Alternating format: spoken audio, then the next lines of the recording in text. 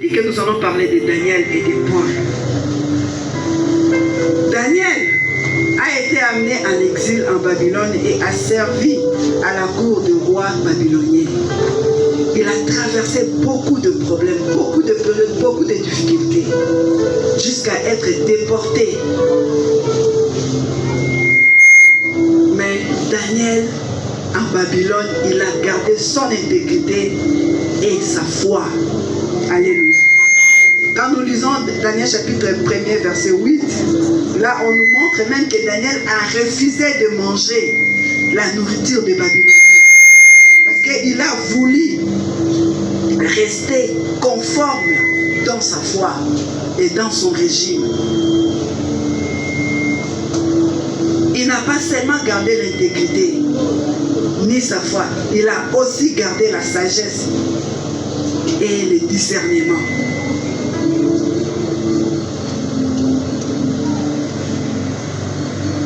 Daniel a interprété le rêve du roi. Quand les charlatans, les magiciens, les sorciers n'ont pas pu interpréter, mais dans sa sagesse, dans le discernement que le Seigneur lui a donné, il a pu interpréter le songe du roi. Et Daniel a témoigné sa foi. Dans ce contexte difficile, Daniel n'avait pas peur de prier à haute voix dans la cour du roi. Même jeté dans la fosse de lion, Daniel n'a pas hésité de témoigner son Dieu. Il a gardé sa foi, il a gardé son témoignage. Et il a eu un témoignage tellement puissant que même le roi s'est plié pour dire que désormais nous allons prier et célébrer le Dieu de Daniel. Amen. Et quand nous allons au Nouveau Testament, nous voyons Paul. Paul qui, d'abord il a été Saul de Tarse, qui a persécuté les chrétiens. Mais en rencontrant Jésus sur le chemin d'Emmaüs, il s'est converti. Et il a joué un rôle crucial dans la diffusion de l'évangile dans le monde grec et romain. C'était un grand défi à relever. Paul avait la passion de l'évangile. Il a consacré toute sa vie à prêcher. Malgré les emprisonnements, malgré tout ce qu'il a connu. Les jours où je me suis rendu en Philippines, je me suis imaginé, moi pour aller en Philippines par avion, j'ai pris 2 jours. Alors comment Paul s'est déplacé par bateau, par route, je ne sais comment, pour arriver jusqu'aux Philippines pour prêcher la bonne nouvelle? Parce qu'il avait la passion de l'évangile. Il n'a pas seulement prêché, mais il a aussi donné beaucoup d'exhortations. Il a prêché l'unité et la réconciliation. Donc ces 2 personnages, dans l'Ancien comme dans le Nouveau Testament, nous amènent à réfléchir, à être le sel et lumière du monde. C'est ce que le Seigneur nous demande aujourd'hui, à être. Le premier verset, ou le 13e verset du chapitre 5, le Seigneur nous recommande d'être sel du monde ou sel de la terre. Mais il dit, si le sel perd sa saveur, avec quoi sera-t-il salé? Il ne servira plus à rien. Il sera jeté et foulé aux pieds par les hommes. C'est ça, nous, chrétiens, aujourd'hui. Si nous perdons notre saveur, si nous perdons notre dignité, si nous perdons notre foi, nous serons foulés et piétinés. C'est symbole que la Bible nous montre du sel. Le sel symbolise la purification, la persévérance. En tant que sel, nous qui sommes disciples de Jésus, nous sommes appelés à influencer le monde. Nous sommes appelés à persévérer les valeurs morales et spirituelles et à porter une saveur divine dans notre vie quotidienne. Comment le faire? Comment devons-nous influencer le monde? Aujourd'hui, nous parlons des kilelo. Aujourd'hui, nous parlons de beaucoup de choses que nous trouvons normales. Est-ce que réellement c'est normal pour nous chrétiens? Or, c'est nous qui devons être exemple. Les autres doivent nous copier, nous. Mais dans la plupart des cas, nous commençons à copier. Non, mais tout le monde le fait, tout le monde trouve ça normal, et moi aussi je le ferai. Est-ce que c'est réellement normal? Quand je vois pendant le deuil comment le jeune Jean bafoue le mort, il n'y a plus ce respect pour le mort. Dans les deuils, il y a de n'importe quoi, parce que tout le monde le fait. Nous, les femmes, c'est nous qui sommes les premières à maltraiter de veuves. Parce que tout le monde le fait. Parce que nous aurons appris cela. Est-ce que c'est le monde qui doit nous influencer ou c'est nous qui devons influencer le monde? Alléluia. Amen. Si nous perdons notre saveur, nous serons piétinés. C'est pourquoi aujourd'hui nous voyons beaucoup de pasteurs ou de serviteurs de Dieu qui ne sont plus considérés. Si on dit que celui-là c'est un serviteur de Dieu, ah papa, Tikanayo, est-ce que on a pu borbenga pasteur? Ah pasteur église. Quand nous nous mélangeons avec le mal, là où il y a des gens qui prennent du chanvre, on trouve des pasteurs. Dans les débauches, on trouve des serviteurs de Dieu. Dans le vol, on trouve des choristes. Dans les infidélités, on trouve des mamans pasteurs. Est-ce que nous influençons le monde? Est-ce que nous persévérons à garder les valeurs morales? Ça n'existe plus. Ça n'existe plus. Je me souviens d'un pasteur qu'on a filmé parce qu'il injuriait. Même les injures, pour nous qui sommes des conducteurs, sont devenues normales. Ce n'est pas normal. Les motards, comme des conducteurs de véhicules, s'injuriaient mutuellement. Et un pasteur a été surpris en train d'injurier et on l'a filmé. La vidéo était devenue virale. Est-ce que c'est normal? Qu'est-ce que nous devons être, nous? Comment ne pas perdre la saveur? Parce que le Seigneur nous appelle aujourd'hui à être le sel. Dans cette avenue, ou c'est cette avenue, les gens doivent dire que là, il y a tellement des églises, mais dans cette église-là, le Seigneur est réellement là. Il y a un deuil sur l'avenue, mais nous passons incognito. Mais c'est une occasion pour nous d'aller prêcher la bonne nouvelle. C'est une occasion pour nous de vendre, de distribuer Jésus. Est-ce qu'on le fait seulement entre nous ou nous allons aussi vers nos frères, nos semblables? Parce que ça, c'est un impératif qui n'est pas seulement donné au pasteur, mais qui est donné à tout enfant de Dieu, à tous ceux qui se prétendent être disciples de Jésus, de prêcher la bonne nouvelle.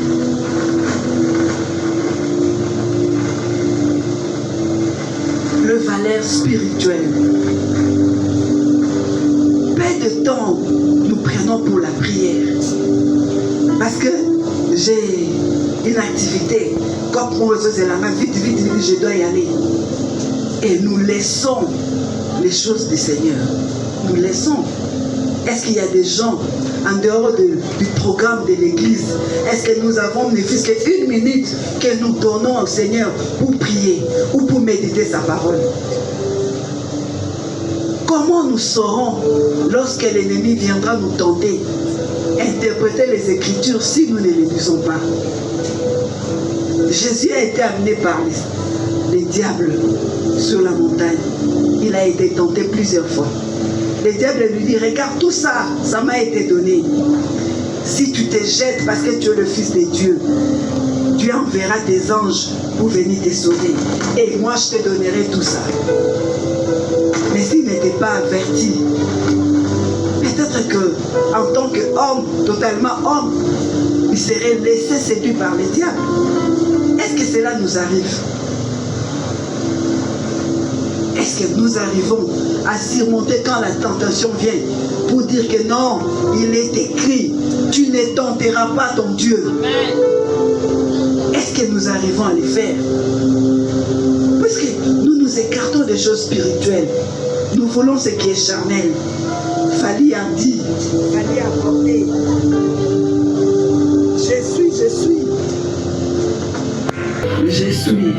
Moi je suis warrior, c'est ce qu'on dit. Je suis warrior. Non, moi vraiment je suis gaulois. Mais quel est le jour où nous dirons que je suis chrétien? Réellement chrétien. Quel est ce jour-là? Si nous nous vantons être des Barcelone ou des Real, non, moi c'est Paris Saint-Germain. Est-ce que nous avons le temps? Nous avons tous ici des polos, des Paris Saint-Germain, Real, je ne sais quoi. Mais si on nous demandait d'acheter un polo où nous devons vendre l'évangile de Jésus, parce que c'est écrit global avec un message biblique, nous voulons qu'on nous donne ça gratis. Mais pour acheter un polo à 25-30 $, parce qu'il s'agit des Real, l'équipe que je supporte, nous sommes prêts à les faire. Si nous perdons de la saveur, nous serons piétinés. Vous êtes lumière du monde. Une ville située sur la montagne ne peut être cachée. Nous ne pouvons être cachés. Nous ne pouvons pas avoir honte d'être appelés pasteurs, enfants de Dieu, chrétiens, évangélistes. Nous ne pouvons pas avoir honte. Vous savez, à une certaine période, moi, je m'étais même lassé de porter l'école pastorale. Tellement qu'il y a eu des charlatans ces derniers temps, je me disais non. Dans mes voyages, partout où j'allais, je voulais me faire valoir comme pasteur. À une période, je ne le faisais plus. Un jour, nous sommes dans un avion. Il y a un monsieur qui a piqué une crise. Alors, dans l'avion, on demandait, on cherchait un pasteur. Bandeko, pasteur Azawate, Mouto Akoufi, qu'est-ce qui ne va pas? Et ma mère me dit, il ne va pas, il ne va pas. Si ça ne marche pas, on risque de te faire du mal ici dans l'avion. J'étais avec ma maman, on revenait des États-Unis. Alors je lui dis, mais je suis pasteur. Même si je ne suis pas en col, je le suis. Et à côté de moi, il y avait un prêtre. Il dit, non, non, c'est charlatan, là, moi, il était en tenue. J'ai dit, mais je ne peux pas. C'est mon identité. Être en tenue ou pas, ça me colle. Je l'ai dans la peau. Et je suis allée vers ces messieurs-là qui avaient piqué une crise. On a essayé d'abord de le débarbuer et tout, et puis nous avons prié pour lui. Il est revenu. Enfin, il a commencé à respirer. Et jusqu'à quand nous avons atterri, Angie, j'étais obligée de rester à côté de ces messieurs pour les surveiller, jusqu'à Angie et l'accompagner dans sa famille. Or, il y avait un pasteur de renom. Nous étions à l'économique, lui, il était au business. Et quand on descendait de l'avion, alors les gens l'ont vu. Ah, pasteur, parce que la dame est allée jusqu'au niveau du business pour demander s'il y avait un pasteur. Mais vous étiez là. Il y a seulement une maman là qui a prié. Et puis le Seigneur a eu pitié de nous. Voilà qu'elle accompagne le monsieur. Pourtant, vous étiez là. Et le monsieur dit, bon, je n'avais pas compris. Peut-être quand tu es passé, moi je te donne. Il est en train de préparer un message dans l'avion. Parce que bientôt je vais commencer un grand séminaire. Tu vois, il faut comprendre et tout. Nous sommes des lumières. Nous ne devons pas nous cacher. Parce que notre ville, tout ce que nous avons, c'est au-dessus de la montagne. Et les gens nous voient.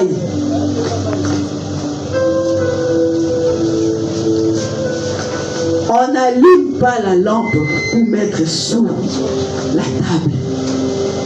Non. Mais c'est pour mettre sur la table pour éclairer. C'est-à-dire partout où nous sommes appelés à éclairer.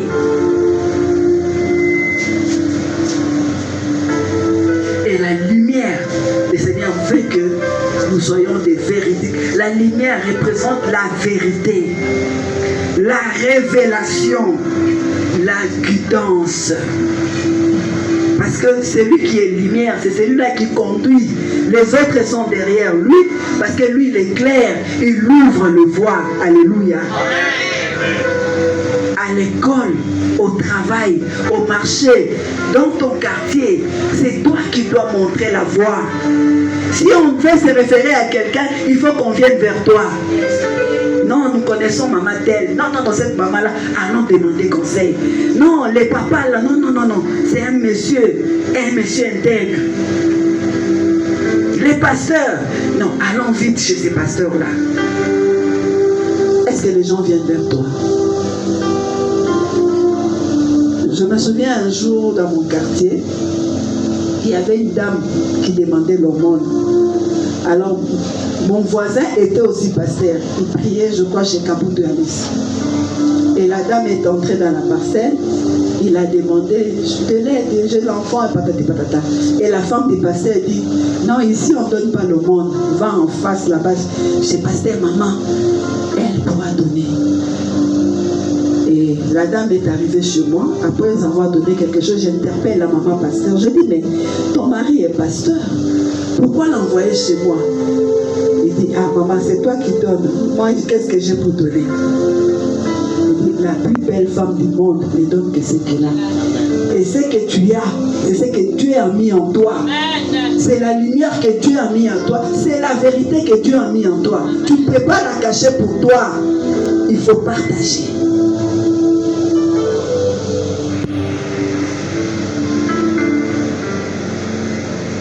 Et le sel, parce que nous sommes sel et lumière du monde, nous ne devons pas avoir peur de témoigner Jésus partout où nous sommes. Nous ne devons pas avoir honte de témoigner Jésus partout où nous passons. Que ce soit dans nos familles, que ce soit dans n'importe quel milieu, les gens doivent voir en nous la main de Jésus. Le fondateur de notre église, John Wesley, lui, il avait même deux fois de l'argent en poche. Il dit, Seigneur, dès que je quitte ma maison, montre-moi celui que tu dois, à qui tu dois, pour que je le lui donne. C'est comme ça qu'il aidait les gens. Sa femme l'a même quitté à cause de cela. Il dit, finalement, nous risquons de mourir pauvres. Tu donnes tout. Il dit, c'est que j'ai reçu gratuitement, je le donne aussi gratuitement. Mais nous faisons trop de calculs. Est-ce que nous faisons passer les besoins du Seigneur avant nos besoins? Est-ce qu'on le fait? J'ai une soeur qui m'a dit un jour, toi aussi tu exagères. Finalement, tu mourras pauvre. Tu ne fais que donner. Ce n'est pas correct. Est-ce que dans ta famille, tu as déjà assez donné? Je lui ai posé la question comme Jésus. J'ai dit, qui est ma famille? Qui est mon frère? Qui est ma soeur? Nous sommes les seuls et les lumières du monde. À l'exemple de Paul, à l'exemple de Daniel, nous devons demeurer dans la persévérance. Peu importe les obstacles, peu importe les difficultés, peu importe tout ce que nous traversons, nous devons donner de la saveur. Ce n'est pas parce que les autres ont accepté la corruption que moi aussi je dois m'y mêler. Non. On dira, même le pasteur a fait ça. Waouh. Même lui aussi. Alors nous ne serons plus des exemples. Parce que notre témoignage, c'est notre vie quotidienne. Comment nous dirigeons notre vie? Comment nous vivons? Ma vie du couple avec mon mari, avec ma femme, doit être un témoignage, doit donner de la saveur aux jeunes gens de vouloir aussi se marier. Il y a des enfants dans les maisons, quand ils regardent la vie de leurs parents, ils disent non, non, pas la tête. Moi, c'est un mobile, jamais. Nos enfants pasteurs, beaucoup de pasteurs, les enfants refusent d'être pasteurs. Parce que nous ne sommes pas seuls, nous ne sommes pas lumière. Or, si on donne de la saveur, je ne vois pas comment un loup doit avoir un agneau comme enfant, ou un agneau, ou je ne sais pas, un brebis aura un lion ou un lionceau comme enfant. Alléluia. Amen. Alléluia. Amen. Nous sommes le sel et la lumière. Le Seigneur veut que nous réexaminons notre vie, notre marche avec lui. Tout ce qui nous empêche à témoigner Dieu, à vivre selon ses lois, nous devons nous en débarrasser. Et pour avoir la force de demeurer à côté de Dieu, nous devons tout le temps avoir les moments de prière. C'est dans la prière que nous sommes en train de nous ressourcer. C'est dans la prière, dans la lecture de la parole de Dieu. Les dimanches passés, je prêchais quelque part avec les jeunes. Je leur ai parlé d'un frère. Un frère qui, pour draguer les filles, il utilisait les versets bibliques. C'était un évangéliste. Et ce frère-là était vraiment, c'est quelqu'un en le voyant qui aimait Dieu, qui aimait célébrer Dieu et tout. Et il arrive chez une sœur.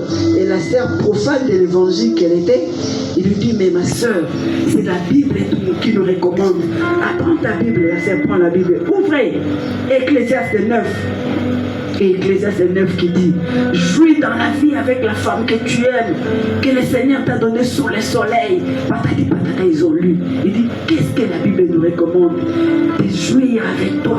C'est toi la femme que le Seigneur m'a donnée. Ma soeur, pourquoi tu résistes? Tu es la chair de mes chairs. Et la Bible nous demande cela. Parce que la sœur n'a pas tout lu. Parce que la sœur était profane. Elle ne prenait pas le temps de lire la Bible et s'est laissée conduire. Mais si nous lisons réellement, nous verrons à la fin, le Seigneur dit, fais tout cela, mais sache que tu seras appelé au jugement. Alléluia. Tu seras appelé au jugement. C'est bien de faire tout ça. C'est bien de recevoir de la corruption. C'est bien de voler. C'est bien de tuer. C'est bien de commettre des intoxications. C'est bien tout ça. Il faut le faire parce que tu as de la force. Mais sache qu'un jour, le Seigneur t'appellera au jugement. Et ce jour-là, ça se passera comment? Il dira, je t'avais demandé de ne pas cacher ta lampe sous la table. Et pourquoi tu l'as cachée? Ça arrive aux chrétiens d'arriver à un endroit où ils se cachent, que les gens ne sachent pas qu'il est chrétien parce qu'on va les traiter de yuma. Et yuma, amana yuma, ils se camouflent. Or, ce sont les autres qui sont des yuma parce qu'ils sont pas dans la vérité. Ils sont dans les ténèbres. Nous sommes appelés à luire. Nous sommes appelés à prier. Nous sommes appelés à impacter. Amen. Nous sommes appelés à influencer positivement les autres. Parce que nous sommes le seul et la lumière du monde. Alléluia. Amen. Alléluia. Amen. Alléluia. Amen. Est-ce que quelqu'un veut vivre comme Paul? Malgré la persécution, malgré tout ce qu'il a enduré, mais il était pensionné. Daniel dans la cour du roi, persécuté, injurié, jeté même dans la fosse de lion. Mais il n'a pas fermé sa bouche. Les pasteurs étaient ici en train de nous demander de prier. Il y a des gens qui n'arrivaient pas à lever leur voix pour prier. Daniel n'a pas eu honte.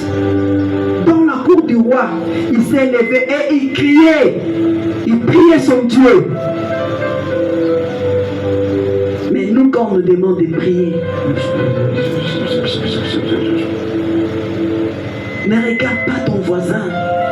Il n'a rien à voir avec toi. Regarde le Dieu qui est devant toi. C'est lui qui a tordu ses oreilles pour t'écouter. C'est celui-là. C'est à celui-là que tu dois adresser tes prières.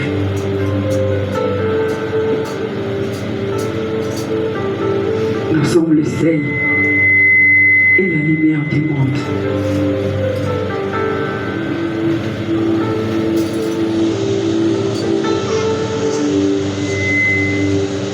Nous sommes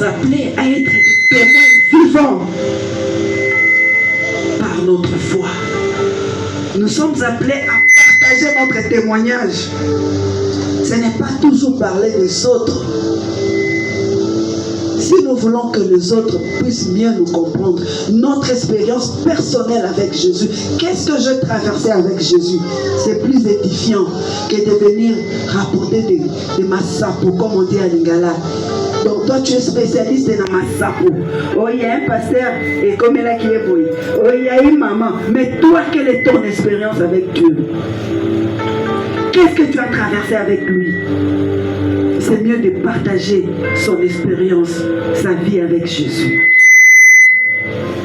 Nous sommes appelés à promouvoir les valeurs positives. Faire la différence. Quand les autres s'habillent en look à la folie, je ne sais pas comment on les appelle. À notre époque, quand on voyait les jeunes gens porter des habits désirés, on les traitait de fous. Mais aujourd'hui, c'est les kilélos. Mais nous ne sommes pas des kilélos. Ce sont les kilélos qui doivent nous copier. Amen. Ce n'est pas parce que lui, il a porté des habits désirés que moi aussi, je dois venir avec un habit désiré. Ce n'est pas ça, la sape. Ce n'est pas parce que lui, il a porté, je ne sais pas quoi, les macomas, que moi aussi, je dois exposer les macomas. Nous devons promouvoir les valeurs. Nous sommes la lumière qui monte. Dans notre vie quotidienne, cela doit s'impliquer. Nous devons refléter les valeurs de l'évangile et d'inspirer les autres à nous suivre sur notre voie. Vous savez, moi, j'étais catholique. J'aspirais à être religieuse. Mais si un jour je suis devenue protestant méthodiste, ce n'est pas parce que les méthodistes m'ont prêché, mais parce que quand j'étais au couvent, il y avait une fille méthodiste. Elle était différente des autres. Sa façon d'étudier, sa façon de se comporter, elle avait une ligne de conduite tellement bien que j'ai quitté les ordres. Je me suis vue de suivre cette voie. Elle ne m'a jamais prêché. Elle ne sait même pas que je suis devenue méthodiste par son exemple. Elle ne sait pas. Mais je vis sa façon d'être. J'avais des pentecôtistes avec moi, j'avais des presbytériens, j'avais toute catégorie de confessions. Mais j'ai embrassé le méthodisme par rapport au comportement de cette fille. Donc nous devons être intègres. Nous devons avoir l'amour et la passion du Christ, la passion de l'évangile. D'ailleurs, nous, méthodistes globales, nous le disons, je ne sais pas, ce n'est pas écrit ici. Comment nous témoignons Jésus avec passion. Nous prêchons avec audace, comme Paul l'a fait, comme Daniel l'a fait. Ça, c'est nous, méthodistes globales. Avec audace, là où les gens se taisent, nous ne taisons pas, nous parlons. Nous crions comme cet aveugle, Jésus, fils de David. Nous crions parce que notre voix doit se faire attendre. Nous n'avons pas honte de l'évangile. Nous ne devons pas avoir honte. Nous ne devons pas nous sentir moindres. Non, parce que nous prions dans un hangar et les autres sont dans un beau bâtiment, que le Seigneur est là-bas. Non, pas du tout. Le Seigneur est ici. Et il est vivant ici. Il opère à ce lieu. Parce que nous sommes intègres. Parce que nous sommes le seul et la lumière du monde. Nous devons encourager les autres. Nous devons les édifier. Et nous devons connaître que la réussite. Jamais prenez l'échec. Parce que notre Dieu a dit, nous serons la tête et non la queue. Nous devons pratiquer la justice et l'équité. Ce n'est pas parce que c'est mon frère ou c'est ma soeur, je dois être complaisant. Non. Nous devons défendre les opprimés. Agir avec équité, sans parti pris. Et nous devons être un modèle de paix. Pas être de ceux-là qui disent Satan, côté là, bunda. Non. Nous devons prôner la paix, prêcher la paix, résoudre les conflits et non allumer le feu. Et ces derniers temps, j'entends un slogan. Adulte alingasa la buena paix qui ça est. Et nous aussi chrétiens, ça devient le nôtre. Adulte alingasa la kindumba na paix qui ça est. Adulte a décidé non. Nous devons résoudre les conflits et promouvoir la paix. Nous devons inviter les autres dans nos lieux de prière. Alléluia. Amen. J'ai des amis à moi, j'ai ma famille, mais moi je vais à l'église et je les laisse à la maison. Ou je les laisse bacaner pour le rejoindre après. Mais non, invitons-le à nous rejoindre. C'est ça témoigner Christ. Tes amis doivent te suivre parce que tu es celui qui montre la voie. Tu es le guide. Ce n'est pas à toi de le suivre. Si toi tu viens seul à l'église, tu les laisses t'attendre dans un bistrot, c'est que c'est toi qui les suis. Tu n'es pas lumière du monde. Tu n'es pas seul de la terre. Et nous devons cultiver notre propre lumière par la prière, la méditation. Être un exemple de joie. Partout où nous sommes, nous devons distribuer Jésus. J'aime bien ça. Il faut distribuer Jésus. Être des disciples multiplicateurs, pas d'addition. Multiplicateurs. Voilà comment nous serons le vrai sel et la lumière du monde. Parce que nous ne sommes pas influençables. C'est par contre nous qui influençons. Être lumière du monde signifie vivre de manière à refléter l'amour et la vérité de Dieu. Refléter l'amour et la vérité de Dieu.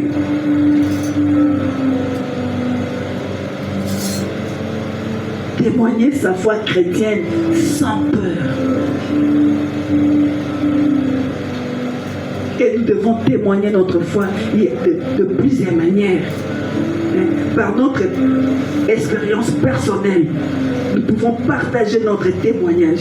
Le pasteur a posé la question tout à l'heure, est-ce qu'il y a quelqu'un qui a un témoignage? Il n'y avait personne. C'est-à-dire que durant toute cette semaine, le Seigneur n'a pas agi dans la vie d'aucun de nous. Il n'a pas agi. Le Seigneur n'était pas là. Même pour ce souffle de vie gratuit qu'il nous a donné. Même pour cet amour qu'il a fait que nous puissions nous rassembler en ce jour. Donc pour nous, on ne le considère pas. Ce n'est pas un témoignage. Qui nous a dit que se réveiller chaque matin, c'est quelque chose que nous méritons? Nous ne le méritons pas, c'est par sa grâce. Parce qu'il le veut. Il y a des gens qui ont tellement des millions et des milliards d'argent, mais qui meurent. J'ai une nièce qui me disait le jeudi de la semaine passée que dans son compte, elle a 200 000 $. Mais avant-hier, dans la nuit d'avant-hier, elle est décédée. Elle a laissé les 200 000 $ dans son compte. Ceux qui ont regardé dans mon post, je crois que je l'ai posté. Elle a laissé les 200 000 $. Est-ce que c'est l'argent qui a manqué? Ce n'est pas l'argent qui manquait. Elle a acheté une voiture qu'elle voulait commencer à rouler avec le lundi. Elle dit, ma nouvelle voiture, je roulerai avec le lundi. Et cette ancienne, je vais donner à mon frère. Mais elle est décédée, elle ne roulera pas sous cette voiture. Vanité des vanités. Ça, c'était son témoignage. Quel est ton témoignage? Quel est mon témoignage? Quel est ton témoignage? Quel est mon témoignage? Moi, je suis passé de la mort à la vie. Je suis passé plusieurs fois. Et la dernière fois, mon mari me disait, aïe, le jour où on m'a remis, on a enlevé ton alliance que tu n'as jamais voulu enlever. On a tout enlevé. On est venu me remettre. J'ai dit, Seigneur, c'est fini. Comment je vivrais sans cette femme? Mais je n'avais pas seulement pitié de moi. Mais quand j'ai regardé tous ces orphelins, Et précisément, il a cité un de leurs. Il dit, quand je regardais Plaisir, qui n'a pas su quitter l'hôpital, depuis 6 heures jusqu'à 22 heures, il était là. On ne se disait rien. Je n'avais pas le courage de les réconforter. Il n'avait pas le courage de me parler non plus. Mais on était là. Les médecins sortaient. Je fais ceci, nous allons. Et moi, je n'avais même plus le courage. C'est lui qui courait par-ci, par-là. Et il disait, si maman ne guérit pas, qu'est-ce que je deviendrai? Est-ce que j'ai mérité de revenir à la vie? Je n'ai pas mérité. C'est Dieu qui l'a voulu ainsi. C'est Dieu qui a voulu pour tout un chacun de nous. Il y a des gens qui ne se sont pas réveillés ce matin. Mais à nous, il a donné la grâce. Alors nous ne devons pas avoir honte de les témoigner. Seigneur, je te dis merci parce que tu m'as donné de l'eau à boire. Donc les autres, mes frères qui sont dans le désert, manquent de l'eau potable. Mais à moi, tu as donné. Nous voulons les témoigner. Pourquoi? Les jours où nous aurons un visa pour aller en Europe, ou le jour où nous aurons une promotion au travail. Mais pour cette eau qui nous donne la force de venir ici prier, pourquoi ne pas les témoigner? Pour ce souffle de vie gratuit qu'il nous donne, pourquoi nous taire? Nous ne devons pas avoir honte de témoigner Jésus. C'est ça la ville qui est construite sur la montagne. Tout le monde nous voit parce qu'on est là de haut. Les gens nous regardent de haut. Et tout ce que nous faisons, chaque fois que nous trébuchons, c'est interprété. Mais ne restez pas dans cette position. Ayons la force de nous lever et de continuer. Parce qu'il est avec nous. Il a dit, il ne nous délaissera point. Il ne nous abandonnera jamais. Alors laissez à Dieu de nous conduire. Laissons-nous diriger par le Saint-Esprit pour ne pas perdre la saveur. Le Saint-Esprit à nous révèle le mystère caché de Dieu. Le mystère caché du royaume. Le Saint-Esprit à nous montre la voie. Quelle est la marche à suivre pour ne pas faire du mal au prochain. Nous montre comment aimer passionnément. Nous montre comment prêcher avec audace. Nous montre comment marcher conformément selon la parole du Seigneur. Laissons-nous diriger par le Saint-Esprit pour que notre lumière luise à jamais. Que notre lumière ne s'éteigne pas. Qu'il ne manque pas de l'huile dans notre lampe. Pour que nous ne soyons pas de veuves insensées. Restons vigilants car nous ne savons pas quand est-ce que l'époux viendra. Nous ne savons pas. Nous devons veiller. Toujours veiller. Et il a dit, je ne vous laisserai pas orphelins. Je vous enverrai mon esprit. Pierre qui a renié Jésus 3 fois. Il dit, je ne le connais pas.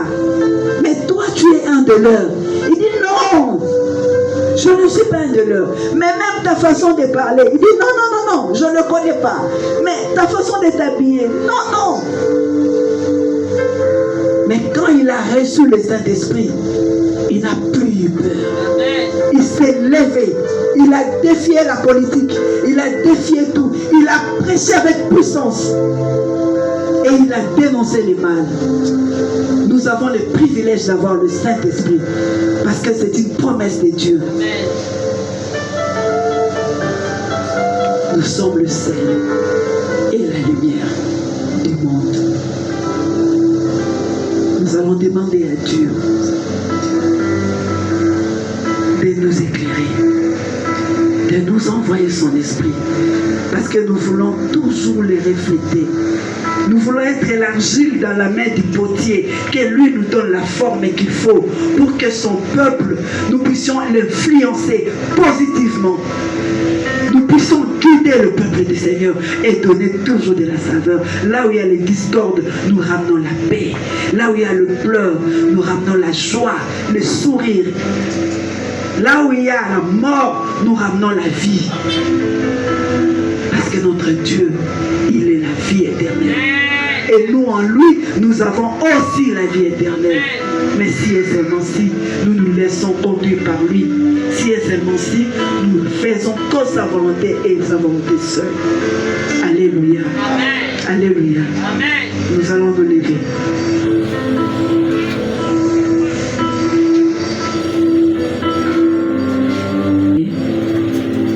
D'abord, nous examiner nous-mêmes. Est-ce que Seigneur, je suis digne de cette parole? Parce que tu as voulu que ça soit ainsi. Laisse le Saint-Esprit que je donne dès la saveur. Que l'eau lui seul m'élimine pour que je sois réellement la lumière du monde. Pasteur Martin va approcher. Du fond de ton cœur. Et il est vrai que Nazaki Mongwate, il est vrai que je ne sais pas la lumière. Aie pitié de moi en ce jour. Alors que na présence na yo, j'aimerais être la véritable lumière qui va influencer les vies, qui va attirer, qui va éclairer partout où je serai. J'aimerais être ce seul véritable qui va donner du goût. Toujours bon de la